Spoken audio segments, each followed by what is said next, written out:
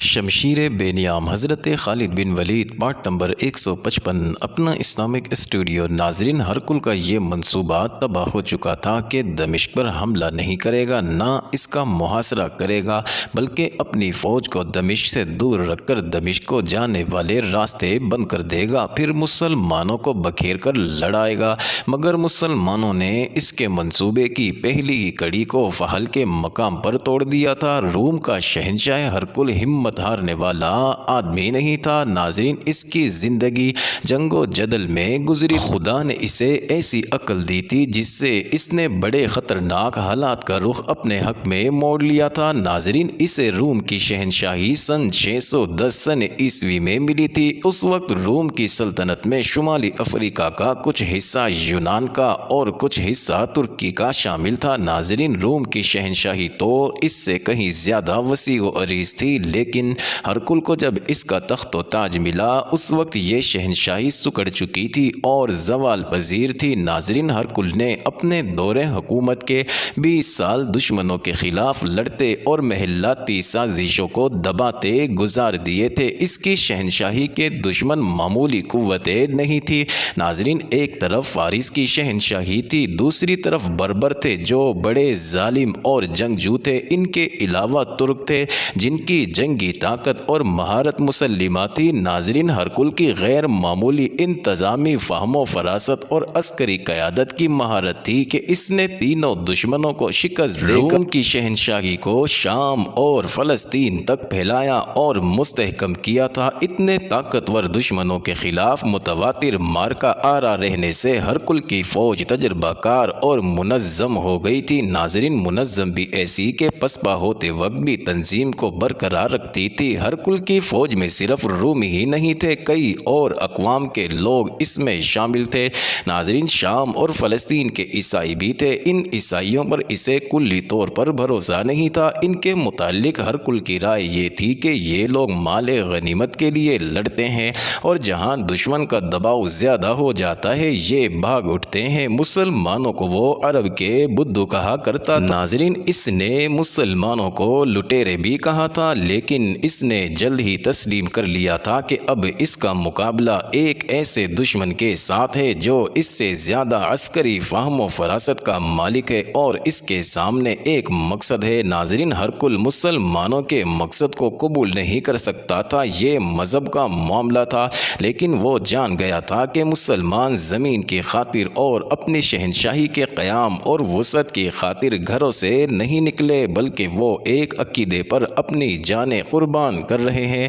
میں اپنی فوج میں وہ جذبہ پیدا نہیں کر سکتا جو مسلمانوں میں ہے۔ اسی روز اس نے اپنے سالاروں کو جو انطاکیہ میں موجود تھے بلا کر کہا، اپنے سپاہیوں سے کہو کہ اپنے اپنے عقیدے کی خاطر لڑیں۔ انہیں بتاؤ کہ جن جگہوں پر مسلمانوں کا قبضہ ہو گیا ہے وہاں کے لوگ اپنا مذہب ترک کر کے اسلام قبول کرتے جا رہے ہیں۔ انہیں کہو کہ کچھ اور نہیں تو اپنے ذاتی وقار کی خاطر لڑو، اپنی جوان بہنوں اور بیٹیوں کو مسلمانوں سے بچانے کے لیے لڑو۔ اس نے اپنے سالاروں کو محاذ کی تازہ ترین صورتحال سے آگاہ کیا۔ تو کیا اب تم محسوس نہیں کرتے کہ ہمیں اپنا منصوبہ بدلنا پڑے گا؟ اس نے اپنے سالاروں سے پوچھا۔ ہمیں مسلمانوں پر زیادہ سے زیادہ طاقت سے حملہ کرنا چاہیے، ایک سالار نے کہا۔ وہ تو میں کرنا ہی چاہتا ہوں، ہرکل نے کہا۔ میں اتنی زیادہ اور ہر لحاظ سے اتنی طاقتور فوج تیار کر رہا ہوں جسے دیکھ کر پہاڑ بھی کانپیں گے۔ ہم جو علاقہ کھو چکے ہیں ان کا ہمیں غم نہیں ہونا چاہیے، یہ سب واپس آ جائیں گے۔ میں تم میں سے کسی کے چہرے پر مایوسی نہیں دیکھنا چاہتا۔ میں نے 20 سال مسلسل لڑ کر سلطنت روم کی عظمت کو بحال کیا تھا، اب بھی کر لوں گا، لیکن تم مسلمانوں سے مرعوب ہو گئے تو میری ناکامی یقینی ہے۔ سالاروں نے باری باری اسے جوشیلے الفاظ میں یقین دلایا کہ وہ اپنی جانیں قربان کر دیں گے۔ جوش باتوں میں نہیں، میدان جنگ میں دکھایا جاتا ہے۔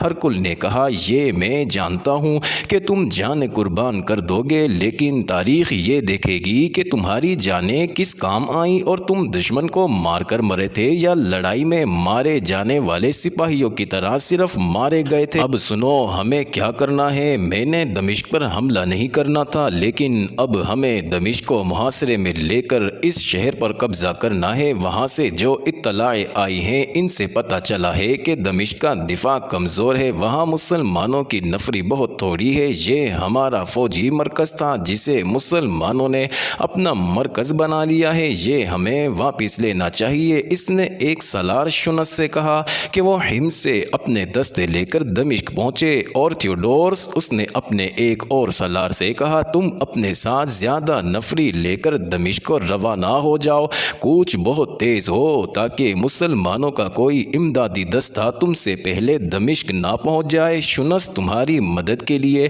تمہارے قریب رہے گا، دمشق پر قبضہ کر کے ہم اسے اڈا بنا لیں گے۔ اب دنیا کو بھول جاؤ، اپنی بیویوں اپنی داشتاؤں کو بھول جاؤ، جسے ایک بار شکست ہو جائے اسے کھانے پینے کا بھی ہوش نہیں رہنا چاہیے۔ ہرکل نے تاریخی اہمیت کے الفاظ کہے، جو قوم اپنی شکست کو بھول جاتی ہے اسے زمانہ بھول جاتا ہے، اور جو قوم اپنے دشمن سے نظریں پیر لیتی ہے وہ ایک روز اسی دشمن کی غلام ہو جاتی ہے۔ تمہاری عظمت سلطنت کی عظمت کے ساتھ وابستہ ہے، سلطنت کی عظمت کا دفاع نہیں کرو گے تو بے وقار زندگی بسر کرو گے اور گمنام مرو گے۔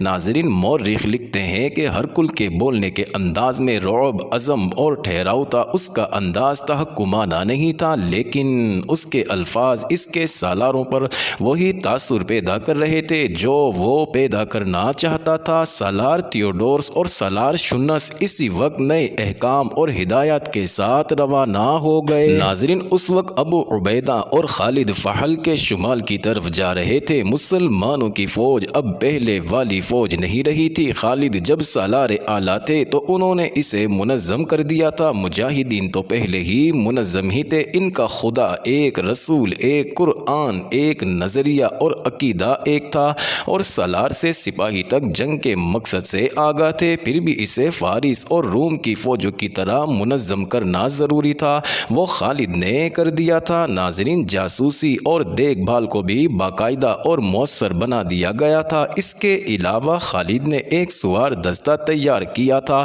جو متحرک رہتا اور انتہائی تیز رفتار سے وہاں پہنچ جاتا جہاں مدد کی ضرورت ہوتی تھی، مگر ان کی تعداد تھوڑی تھی، وہ روز بروز تھوڑی ہوتی جا رہی تھی اور وہ اپنے وطن سے دور ہی دور ہٹتے جا رہے تھے۔ ناظرین، وہ اسلام کا تاریخ ساز دور تھا، اللہ نے انہیں یہ فرض سونپا تھا کہ وہ روایات تخلیق کریں اور اس راستے کا تعین کریں جو آنے والے ہر دور میں مسلمانوں کی روایات اور فتح اسلام کا راستہ بن جائے۔ شمع رسالت مسلمانوں کے لہو سے ہی فروزاں رہ سکتی تھی اور مسلمانوں کو ہر دور اور ہر میدان میں قلیل تعداد میں رہنا تھا۔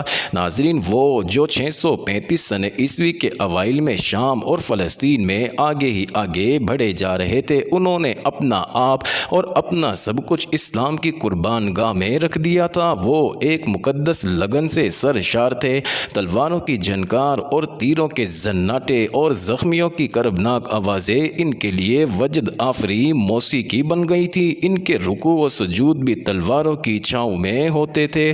وہ اب گوشت پوست کے جسم نہیں، دین و ایمان اور جذبہ ایثار کے پیکر بن گئے تھے جو روح کی قوتوں سے حرکت کرتے تھے، اور یہ حرکت بہت ہی تیز تھی۔ ابو عبیدہ اور خالد اپنے دستوں کے ساتھ حمص کی جانب جا رہے تھے، وہ فحل سے چلے تھے جہاں سے حمص تقریباً 80 میل دور تھا۔ ان کے راستے میں دمشق پڑتا تھا جو کم و بیش 30 میل دور تھا، لیکن ان سالاروں نے دمشق سے کچھ دور گزر جانا تھا۔ دمشق اور فحل کے درمیان ایک سرسبز علاقہ تھا جو بہت ہی خوبصورت اور روح پرور تھا، اس سبزہ زار کا نام مرج الروم تھا۔ ناظرین، مسلمان دستوں کو کچھ دیر کے لیے وہاں رکنا تھا، وہ اس سے تھوڑی ہی دور رہ گئے تھے کہ ایک گھڑ سوار جو فوجی معلوم نہیں ہوتا تھا ناظرین راستے میں کھڑا ملا، وہ کوئی شکاری معلوم ہوتا تھا۔ جب دونوں سالار اس کے سامنے سے گزرے تو اس نے اپنا گھوڑا ان کے پہلو میں کر لیا اور ان کے ساتھ ساتھ چلنے لگا۔ معزز ناظرین، یہ انٹرسٹنگ ویڈیو جاری ہے، اگلی ویڈیو قسط نمبر 156 میں دیکھنا مت بھولیے گا۔